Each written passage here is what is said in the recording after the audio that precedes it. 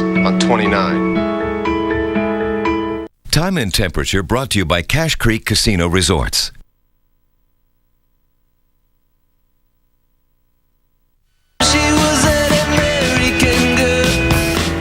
I'm going to be out there a lot. I'm going to be traveling around the country. I love campaigning. And I say this all the time. If every American had the opportunity to travel around the country and go into people's living rooms and talk, we'd understand that we have so much more in common. If Mitt wins, the country wins. And Mitt loses, the country loses. I really believe that. There is a sense in the country that we are in danger and that we have got to turn this country around. Michelle Obama and Romney out there this week. We're back with our roundtable. Want to welcome Donna Brazil to join George Will, Stephanie Cutter from the Obama campaign, Eric Fernstrom from the Romney campaign. And Stephanie, let me begin with you. On the women's vote itself, you see both campaigns going hard at it. We had a new poll come out at ABC this week on Governor Romney's favorability. Showed a huge shift in the women's vote. He had gone about a 20-point shift in the last month now, only trailing President Obama by about 11 points. It was about 30 back in April. What happened? Well, you know, George, I think that the Republican Party is consolidating around Mitt Romney now that he is the nominee, and that includes Republican women. But different polls show different things. On the same day that poll came out, there was another poll by one of your competitors that showed the gender gap by a bigger margin than we even won it in 2008. And there were two, I think, interesting things about the ABC poll this week that is really telling about where the election is. One, women believe that Barack Obama understands their economic problems more than Mitt Romney does. And number two, that he will take care of the middle class and help grow the middle class compared to Mitt Romney, where it was singled out that he would help the wealthy and financial institutions. And I think that really just symbolizes the debate we're having. How do you grow the economy? Do you grow it from the top down, or do you grow it from the middle out? I think women view this election through the prism of their own family. Women, like all Americans, are feeling squeezed by this Obama economy. In many cases, women manage households. They're responsible for paying the bills, and they're scrimping and saving to buy groceries and maybe put a little bit of money aside to send a kid to summer camp. I think it's about not so much themselves, but about their children and whether or not their children will have it better than they did, and they don't believe that's the case today. Well, George, as you well know, the gender gap is alive, it's real, but there's an even larger gender gap between unmarried women and married women, and what's driving the conversation clearly is kitchen table issues, the economy. And Romney coming back among married women. Well, look, he's coming back, a little consolidation there, but it's not enough, I believe, to break out in a sweat right now. But here's what's important. The economy, very important for women voters, very important for single women out there.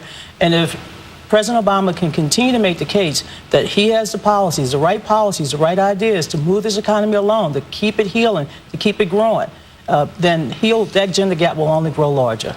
Isn't there something patronizing and condescending about talking about the definite article, the women's vote, as though it's a simple and big block? You've pointed right there to one division between the married and the unmarried. I think Romney's carrying married women at this point. But there's been a gender gap for election after election after election. But you know how far back into the mists of American history you need to go to find an election cycle when the Republicans carried the women's vote? 20 months. In 2010 congressional elections, they carried the women's vote. Well, the gender gap has been alive since 1980. That's when we first saw a difference between how women voted versus men. But the economy is an issue, but also women are showing some hesitation in supporting Republicans based on their own reproductive lives. I want to pick up on that because there was a pretty remarkable article in New York Magazine this week by John Heilemann, went inside the Obama campaign and included this quote from David Plouffe, the president's chief political strategist inside the White House right now, talking about how they were going to use social issues. I want to bring this to you, Eric Fernstrom. Here's what he said. He said, we're going to say, let's be clear about what Mitt Romney, would do as president. Potentially, abortion will be criminalized. Women will be denied contraceptive services. He's far right on immigration. He supports efforts to amend the Constitution to ban gay marriage. They go on in the article to say, you know, they're going to point to Mitt Romney as a man of the 50s. Retro, backwards, that's not where America wants to go. Well, good luck with that.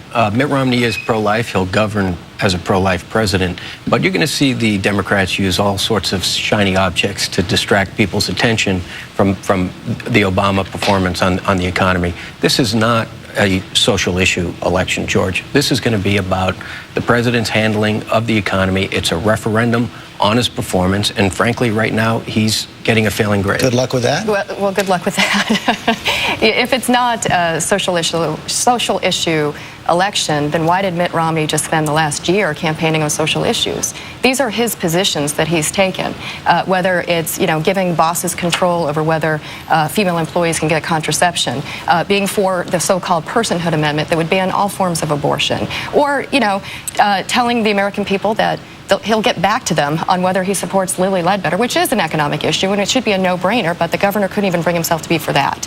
So we agree, the economy is the #1 issue. Women want to see two candidates compete on their visions for the economy, which is what I was getting at before, whether you want to build an economy from the middle out or the top down. So how much do these issues matter? I still can't figure it out listening to you. Well, I think that for the, getting rid of Planned Parenthood or the number of other social issues that the governor injected into the campaign, I think women don't like that intrusion. What Mitt Romney is really saying that he's going to do is use government to intrude into their lives, and I think that they resent that. And that's one of the reasons that the gender gap blew up so much during the primaries. George, it was a year ago yesterday that Mitt Romney went to a small farm in Stratham, New Hampshire, and he announced his candidacy for president. At that time, he laid out the issues that were compelling him to get into the race. Primarily, it was because he didn't believe that this economy was headed in the right direction. He also talked about the massive debt burdens that we were accumulating and would be passing on to our children and our grandchildren.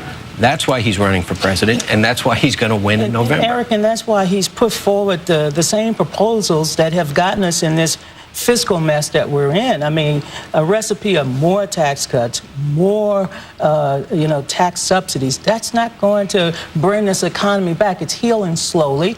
27 consecutive months of job growth. Of course, it's not enough jobs, but the fact is that Mitt Romney's proposals will add trillions to the deficit, and you haven't addressed that. Well, Mitt Romney's proposals are in specific reaction to this president's proposals. So, for instance, Governor Romney would construct the Keystone Pipeline. That will put thousands of people to work immediately. He will repeal Obamacare. Obamacare is like a wet blanket on the economy. It's inhibiting employers from adding new jobs. These are actions that Governor Romney would take, not that harken back to the policies of old, but are in specific reaction to what this president has done. George, I think we're seeing some play out of microcosm here, and I wonder if it's going to tell us something about the campaign. Even when other issues come up, everything does drive back to the economy and the economic issues. Exactly. Stephanie said a moment ago, the question is whether women can get contraceptions. The question that we've been litigating in public this spring is whether women can get someone else to pay for their contraception. No one's talking about blocking access to contraception. You said people are worried about whether the government will intrude in their private lives. No, they're worried about whether the government will intrude into the life of churches, such as the Catholic Church. So these issues tend to explode and damage almost everyone, which is why at the end of the day, we're all going to swerve back to the question of who's going to put us to work. Well, there's been so many attacks on women, George, and it's not just out of Washington and the Republicans. It's in states all over the country. I mean, there's been so many attacks on women. One would think that the Republicans would at some point just cease. I mean, the attacks on Planned Parenthood, the Republicans have always said that they are for parents. So what is it you're against? Planning? Since when did Planned Parenthood become a synonym for American women? Because Planned Parenthood provides a broad range of reproductive health services for women, life-saving medicine, mammograms. This is about, of course, testing for diabetes and so many other important programs. That's why the attacks on Planned Parenthood has alarmed so many women in this country. Each man is also running to be commander-in-chief. President Obama, of course, already is commander-in-chief. And Stephanie, you saw that a clip we played right before we went to commercial. Governor Romney the other day giving President Obama an F on everything, including foreign policy. Your response? Well, I think that it's what Colin Powell said about Mitt Romney's foreign policy. Mitt, think, get real. And I think, Mitt Romney saying that Barack Obama gets an F is one of the most ridiculous things that he has said in this race. Let's just go over the president's record. Ended the war in Iraq in a responsible way. We're on track to end the war in Afghanistan. We crippled al-Qaeda and brought bin Laden to justice. He led to topple Gaddafi and protect the people of Libya. That's just a sample of what he's done. Now, Mitt Romney calls Russia our greatest geopolitical foe. That's what you were saying before about going backwards instead of forwards, that he would go back to the 50s to talk about Russia as our worst geopolitical foe. And on,